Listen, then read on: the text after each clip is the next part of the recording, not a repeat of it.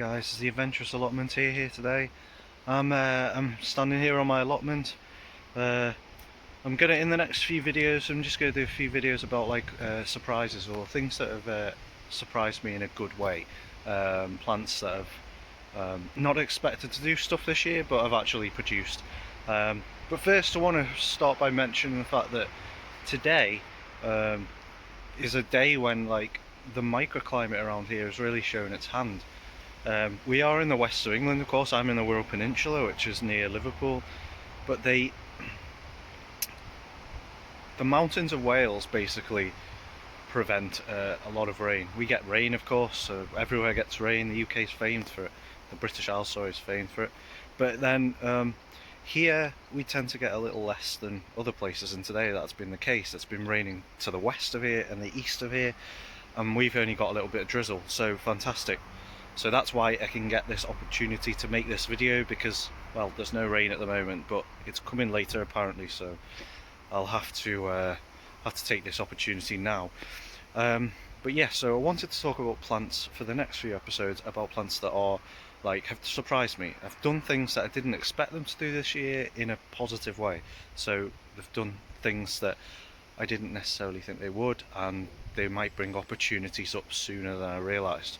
So the first plant that I'm going to talk about today is the strawberry tree. Now I've done a video on the strawberry tree detailing what the strawberry tree is, like where it's from, how it's, you know, all that kind of thing. I do have a video. It's one of the earliest ones on the list, so I think it's called Meet the Strawberry Tree or something like that. So go and see that first to get some context about this, and then you'll understand what I'm talking about, or within the context I'm talking. So I'm going to talk about this and why it's a surprise. Now I'll tell you why it's a surprise, because I did not expect it to start producing flowers yet, and I'll show you that now, what it's doing. So you'll see and hear, if we can get this to focus, there we go, bunches of flowers here, and they're all over the plant. They're here as well, and here, and basically it's not obvious yet because they haven't really developed.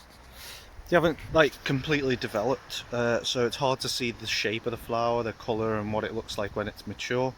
But it has these this bell shape. It's very similar to erica flowers, heather flowers, things like that, or maybe the what's it called, the lily of the valley, convallaria. Very similar flowers to them. There's a reason for that, of course. They're similar to erica flowers, and that's because this is in the erica family, so it's an acid loving plant, you know, all of that.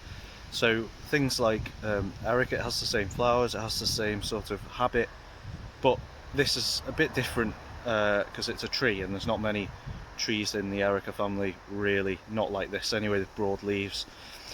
But yeah, so this is the thing, and the reason why it's a big surprise to me really is because I did not expect it to start producing flowers this early. I thought maybe next year, like next December or next November rather, it would start producing flowers, but I didn't expect them to start producing yet.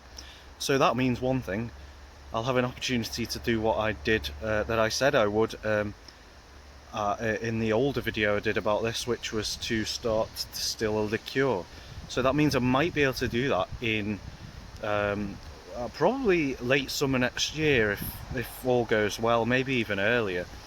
So that's a really good thing. That's really good. And again, if you want, I think I mentioned a bit more about my about the liqueur in the older video.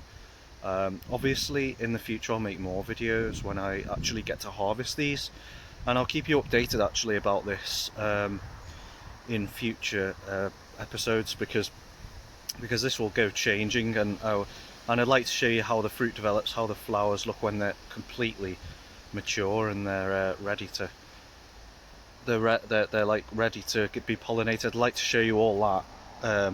It's a bit of a way away yet, but I'll show you. And then at the stages of the fruit development as well, I'd like to show you that. And then hopefully I'll be able to show you the process of making the liqueur once the time has come for that to be done. So yeah, I just thought I'd show you this. You can see the flowers. This is the actual plant itself. It's looking healthy, as you can see, looking very healthy actually.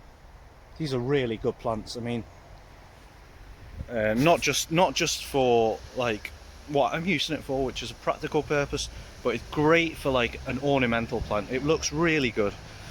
They look really good, they grow fast, they're really dependable, and yeah, I'd recommend one of these if you've got the space in the garden. Obviously, not everyone has, but yeah, they can be pruned down to shape, etc, etc. So yeah, I thought I'd tell you about that, how that surprised me. The flowers are earlier than I expected. It means that I'll be able to push on with the liqueur earlier.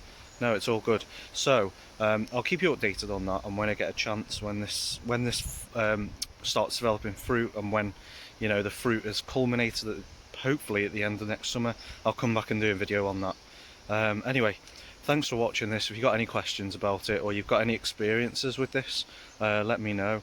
If you like the video, leave us a like and share it with anyone who might be interested in this, and please subscribe if you haven't. So thanks again for watching, and I'll see you next time for another episode.